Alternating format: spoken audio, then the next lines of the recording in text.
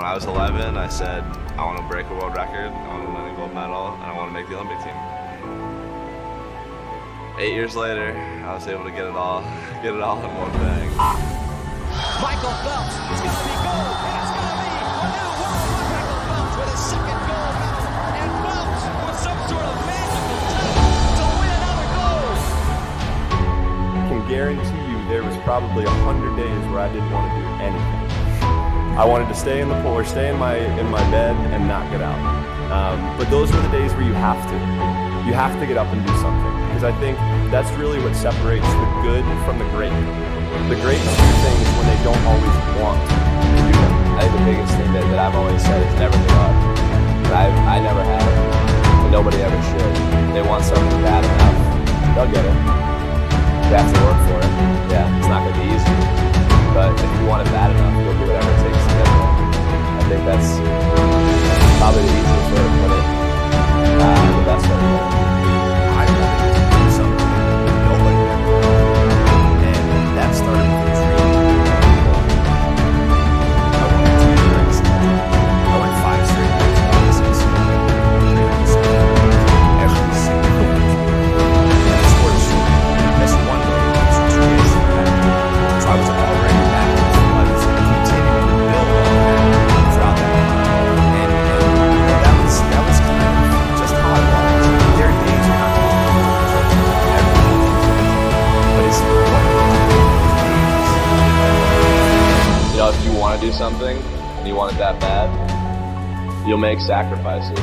And you know, growing up for me as a kid, I made a lot of sacrifices that I didn't seem that they were a big deal, and I don't think of them as being a big deal right now.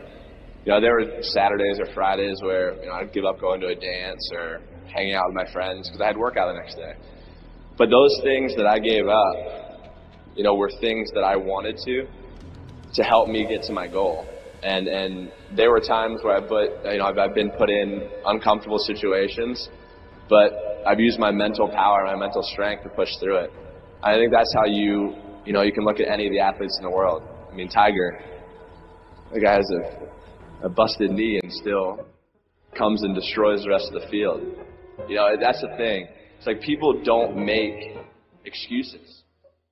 Some of the best athletes, or the greatest athletes in the world, do things when they're uncomfortable.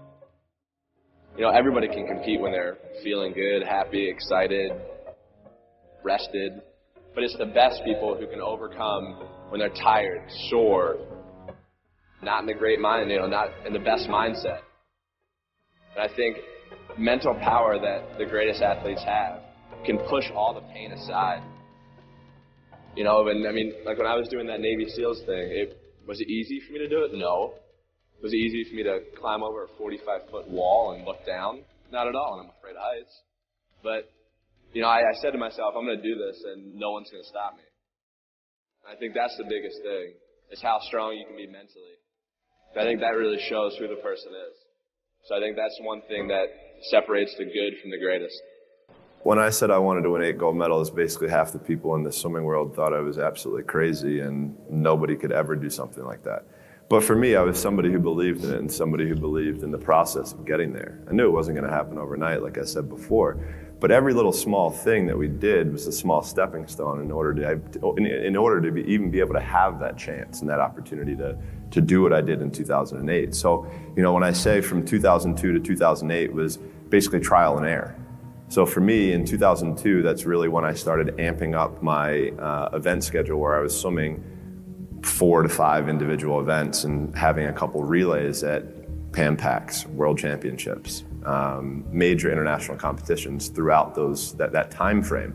Because at that time, at the Olympic Games, that's where I think the real truth comes out. Because I think there are a lot of people who are very talented who can make it there. There are very few people who can deal with the pressure and the stress that happens when we're there. So that's why I say we had to make sure that we were physically, emotionally, and mentally ready, because I had to be ready to be able to kind of manage my emotions through that week. Yeah, winning a gold medal is absolutely incredible. There's nothing better than standing on the podium listening to your national anthem play after you had just won a gold medal. But for me, I'm somebody who I knew that I had 7 other events after the first day. So I have to throw that in the back of my head. I got to throw that race out. Even though if I, even like in '08, I broke a world record, won gold, won my first gold medal. Like, I was like, cool, like things are starting really well. So I have to put that behind me to then get ready for the next race. And on top of that, I have to make sure I'm eating the right amount, I'm sleeping the right amount, my body is as fresh as I can possibly be. So that means sitting in an ice tank, getting massages, getting stretched, all of these small things that end up adding up to the major end result. And that was something that we learned through that process. So for us, we always also tried to compare. Every day is a new challenge, right? Every day is a challenge, is a day that we can prepare ourselves even more. So for us, we would call it putting money into the bank. So at the end of the year, when we had a major international competition, we could withdraw that money that we had saved throughout the year. And look, I'll be the first one to tell you, there were a lot of days where I did not want to get out of bed. And I guarantee you, if I ask the question here, if everybody is excited to get out of bed every single day, if I saw a hand, I'm going to blatantly call you a liar. Because we all know that is far from the truth.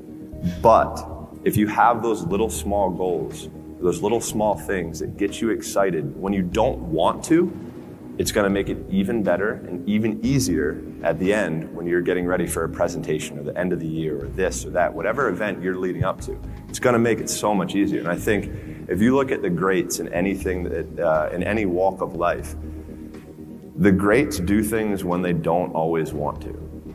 And that's the separation. For me, that's what I've found. Because I can sure as hell tell you that there were days where I hated my coach. There were days where we got in fights, we got in arguments, we couldn't stand what we were doing. I would do things purposely to piss him off, but that's a different story. But, I think that was just really how we worked. Like, he was somebody who was so perfect for me that if I ever would have swam for anybody else, I never would have had the chance to do what I did, because he challenged me in ways and forced my mind to think differently. For me as a kid growing up, I'm huge into music, and music is a big part of my life. And I'm a huge Biggie Smalls fan, and he wrote a song called "The Sky Is the Limit." And as a kid growing up, I believed that. I believed that whatever I put my mind to, and if I was willing to make sacrifices and I was dedicated, that I could achieve absolutely anything. And you still do? I still do. For me, it was trying to the process. I guess that's what it was. We were figuring out the process of what we had to do in order to stand up and be able to compete against the best in the world. So yeah, it was just the process of it all. So for me, it was easy to kind of push through it because I wanted it so bad. I had these quotes, I had these goals, I had all of these things taped in my locker that I saw every day, when I got out of bed. And I think the biggest thing is during the days where I didn't want to go, or I was tired, I was sore, this, that, or the other, I still went. Because if I'm gonna go to practice and I'm gonna get 10%, 20%, 30% out of that day, it's better than getting 0. So I was always taking steps forward. And that's why everything worked out.